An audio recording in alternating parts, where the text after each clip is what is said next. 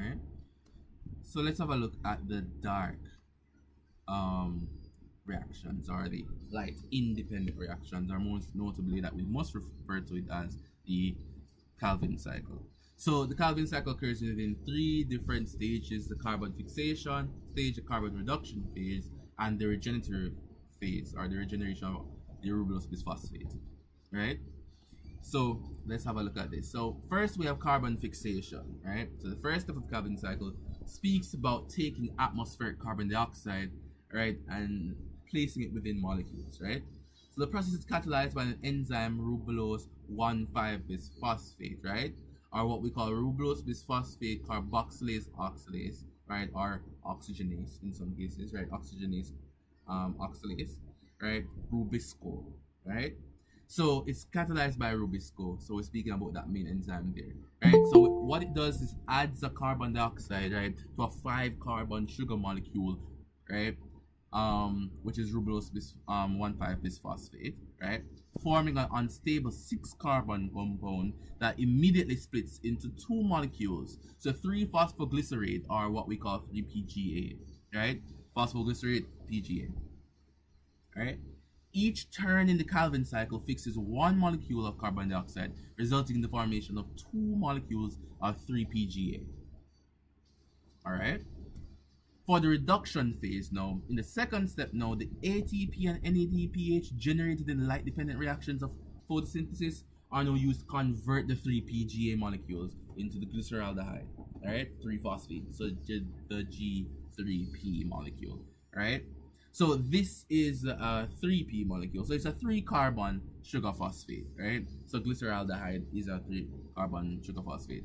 So it's similar to that of glucose, which is an aldehyde, right? So it's one of the first derivatives of glucose, right? Or fructose.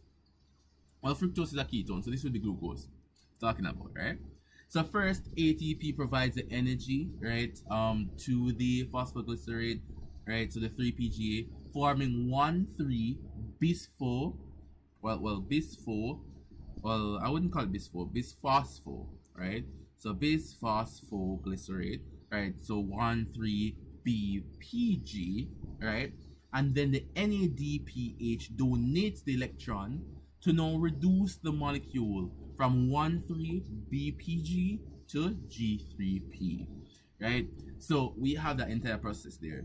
So first, we have energy being applied to convert the molecule into the bisphosphoglycerate, and then we have the donation of the electrons from the NADPH, right, to convert it now back into the glyceraldehyde 3-phosphate that we know, right? So for every 3 molecules of carbon dioxide fixed, 6 molecules of G3P are produced, right? 1 molecule of G3P exits the cycle to be used for synthesis in carbohydrates, while the other remaining molecules, now the 5 other molecules, are now used to regenerate RUBP, right, in the cycle itself. So looking at the regenerative phase, which is the last phase, the regeneration of RUBP, the final step of the Calvin cycle speaks about this regeneration, right? So that we have actually the carbon fixation occurring again, right? So the regeneration of RUBP, that first molecule, that primary molecule there, right, is to make sure that the process actually continues within a cycle and continues to go on for as long as the plant can actually photosynthesize in this way, right? So the 5 molecules of G3P produced during the reduction phase undergoes a series of enzymatic reactions that rearrange them, right, back into their carbon skeletons and regenerate 3 molecules of RUBP. So this regeneration process consumes ATP as well. So right, so we're looking at the hydrolysis of it, so which is hydrolyzed to provide the necessary energy to convert the G3P back into RUBP, right?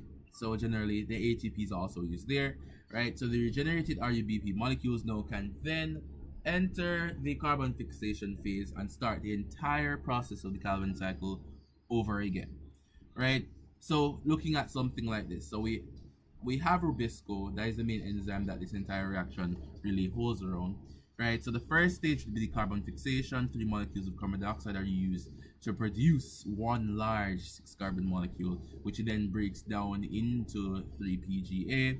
So 6 molecules of 3-PGA here, right? That would require 6 molecules of ATP. So we have the use of ATP here and the production of ADP.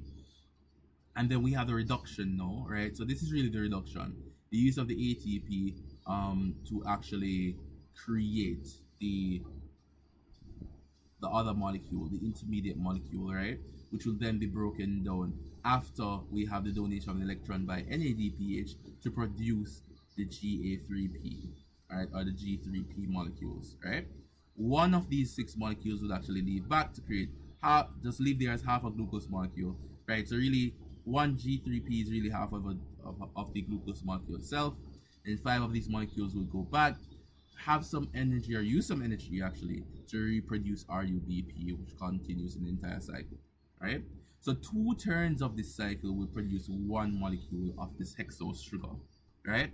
That means it requires 6 molecules of carbon dioxide, right?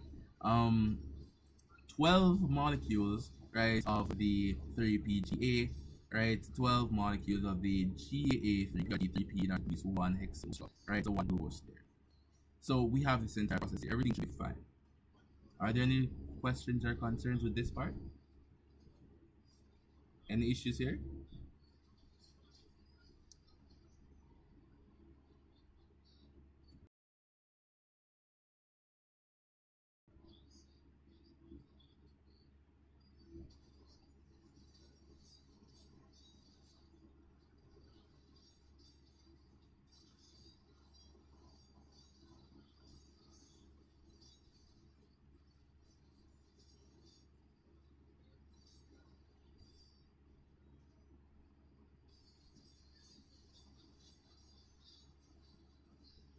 Not sure if there are any issues here.